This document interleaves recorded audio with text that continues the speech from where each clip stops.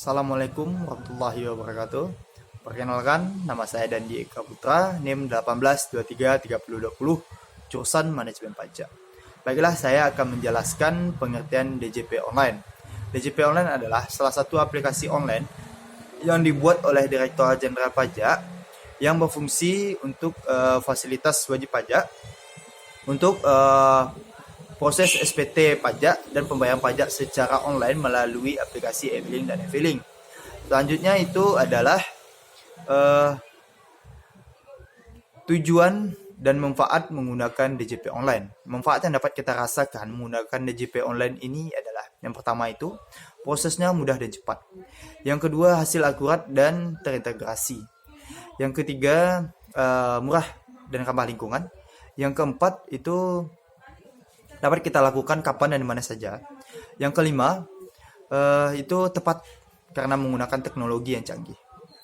Yang selanjutnya itu adalah hambatan menggunakan DJP online. Ya, hambatan menggunakan DJP online kadang-kadang dia error, ya kadang-kadang faktor cuaca.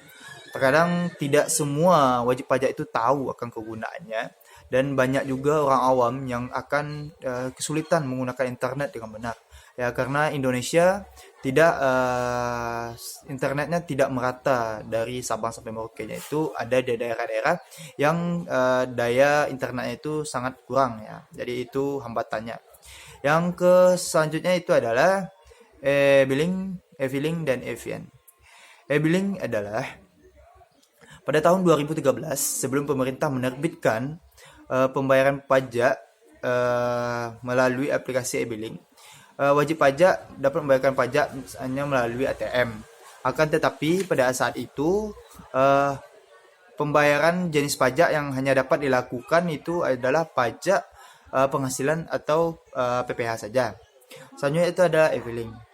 Pertama kali diperkenalkan oleh aplikasi Service Provident atau SAP yang disahkan oleh Direktorat Jenderal Pajak untuk memudahkan membuat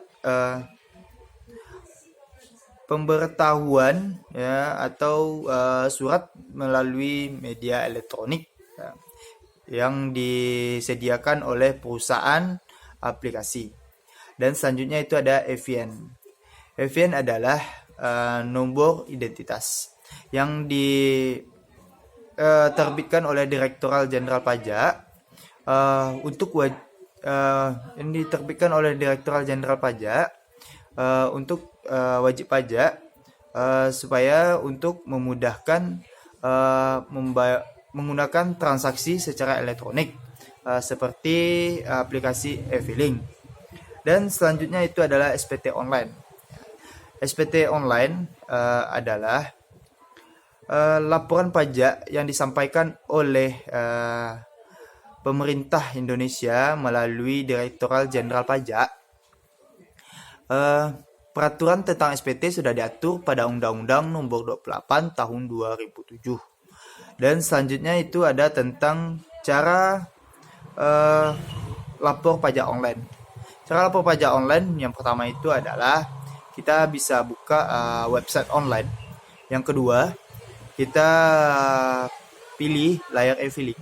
Yang ketiga, itu kita klik buat SPT.